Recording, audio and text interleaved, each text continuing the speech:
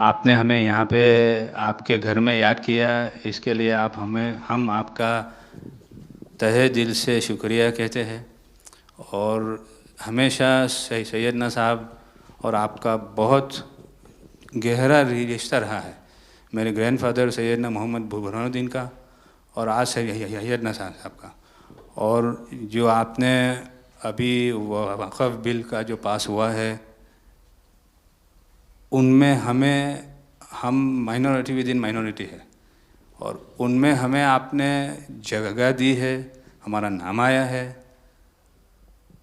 और जो काम हुआ है हिंदुस्तान की तरक्की के लिए, आपकी ख्वाहिश है कि सबको साथ लेकर चलना है। और जो काम हुआ है और हो रहा है वो इंशाअल्लाह इंडिया के लिए, हिंदुस्तान के लिए और पूरे देश के लिए बहुत खूब होगा। और छोटे लोगों की भी, आप भरे गिनती में छोटे हो, लेकिन आपके दिल में जगह बहुत ज़्यादा है। ये आपकी जो खूबी है वो शायद किसी में भी नहीं होगी। और ख़ासतन मेरी बहुत दफ़े आपसे मुलाकात का भी टाइम हुआ है, इतने बिज़ी होने के बावजूद भी कान दे के सुनते हैं, ये बहुत खूबी है, शायद किसी में होती है। और मेरा जो एक्सपीरियंस है, ऐसे ही लोग प्राइम मिनिस्टर होते हैं।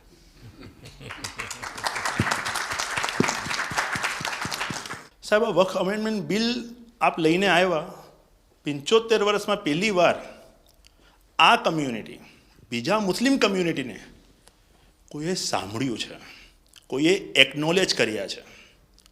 સાહેબ, मैं आपने एक वाक्यो कहूँ, भिंडी बाज़ार में हमारो एक प्रोजेक्ट चाले है। हमारे प्रोजेक्ट में एक जगह है भिंडी बाज़ार के अंदर जो हमने 2015 में खरीदी। हम मालिक हैं, बहुत मेहनत से खरीदी। उस जगह को 2015 में लिया, 2019 में कोई नासिक का और अहमदाबाद का शख्स जाके बोलता ये जगह वक्फ है। वक्फ तो वहाँ पे तो लोग रहते हैं, टेनेंट्स हैं, दुकानें हैं। एक 700 स्क्वायर फीट जगह पे कोई नमाज पढ़ता होगा जो कम्युनिटी हॉल होता है। सब ये गवर्नमेंट ने एक्चुअली ये सारी चीज़ों पे वक्फ कर दिया है। वक्फ का मतलब अब रुक जाओ, ये नहीं चलेगा। बहुत ही महंगी जगह है और हमने बहुत मुश्किल से ली है। 2019 के अंदर कोई थर्ड पार्टी, इसका कोई लेना देना नहीं है, वो जाके ये जगह को वक्फ कर देता है। तो सर, कानून में बदलाव तो लाना होगा। जैसे हम देखते आ रहे हैं कि गरीब महिलाएं हो, कम्युनिटी विमेन हो, ये अगर पैसा आवक हो रही है और कानून में बदलाव आ रहा है, उसका फ़ायदा कहीं ना कहीं पहुंचना चाहिए। तो ये सारे विजन जो गवर्नमेंट ने लिए हैं, दाऊदी बोहरा कम्युनिटी उसका बहुत सपोर्ट भी करती है। और आपसे बहुत शुक्रगुजार हैं हम इस चीज़ के लिए कि आपने हमें एक्नॉलेज भी किया। हमने इसके अंदर एक्सक्लूजन मांगा है कि हमको इस वक्फ एक्ट के जुरिडिक्शन में नहीं रहना, and we want to be govern by a trust act और अ सेपरेट एक्ट। जैसे मुझे साहब ने गाइड किया है कि आपने गाइड किया है, आगे का 100 साल देख के कोई भी काम करना चाहिए। हम उसी राह के ऊपर इसकी कोशिश कर रहे हैं।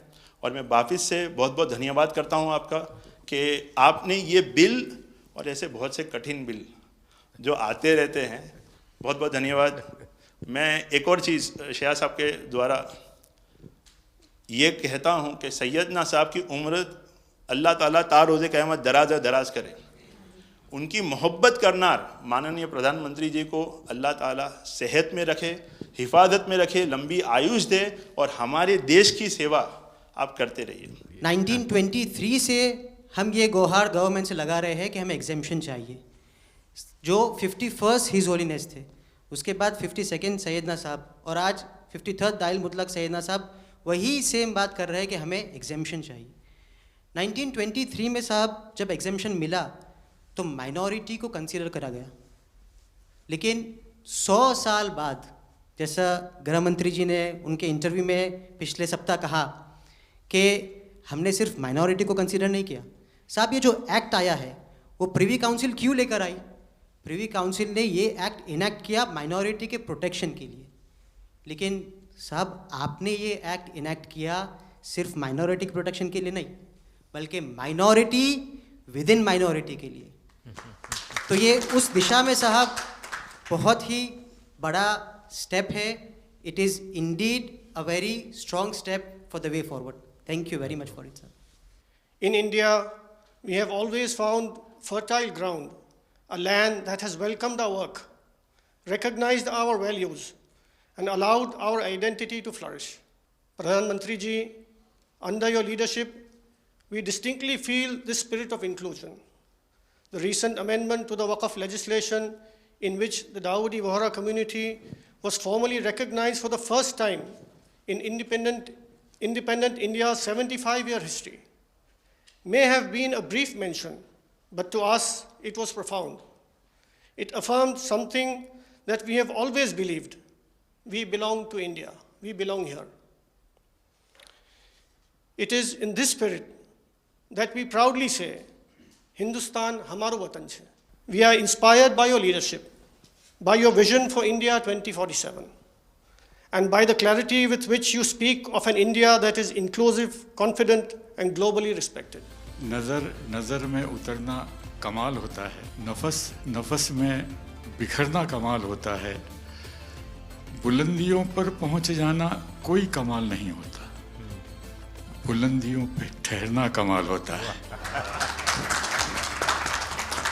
क्या दौलत है आपके लफ्ज़ों में, ऐसी क्या दौलत है आपके लफ्ज़ों में, आप जब भी बात करते हैं दिल खरीद लेते हैं। आपकी हम्बलनेस, आपकी ह्यूमिलिटी साहेब लाजवाब है। हमारा माइम केवाई छे साहेब जे नमा रबने गमा। साहेब तमारा तो नाम माज नमो है, नमो हमें सौने गमो। आप सबका स्वागत है। शायद आप में से बहुत कम लोगों को पता होगा कि जब मेरे मन में वक्फ के एक्ट पर काम करने का विचार आया तो सबसे पहले मैंने सैयदना साहब से सलाह मशवरा किया, फिर उन्होंने आपको मेरे पास भेजा, तो मैंने इनको 3 साल तक परेशान किया कि आप ज़रा इसको अपने तरीके से देखिए, आप अपनी लीगल एडवाइस लीजिए, मुझे ड्राफ्ट दीजिए। यानी आप कल्पना नहीं कर सकते इतना कंसल्टेशन में उन्होंने मेरा साथ दिया। आप में से जो भी जानकार लोग उनको बात कर करके ले आए, और एक एक शब्द फुल स्टॉप कॉमा में क्या करना चाहिए यहाँ तक मुझे मदद मिली। ये बात मेरे लिए कोई नई नहीं थी, कैसे करना उसके लिए आपको शायद याद होगा जब आपके दादाजी सैयदना साहब, अब वो तो 1900 से, तो एक बार मेरे घर पे आए थे, तो फिर उसी में से बात निकली पाटन की।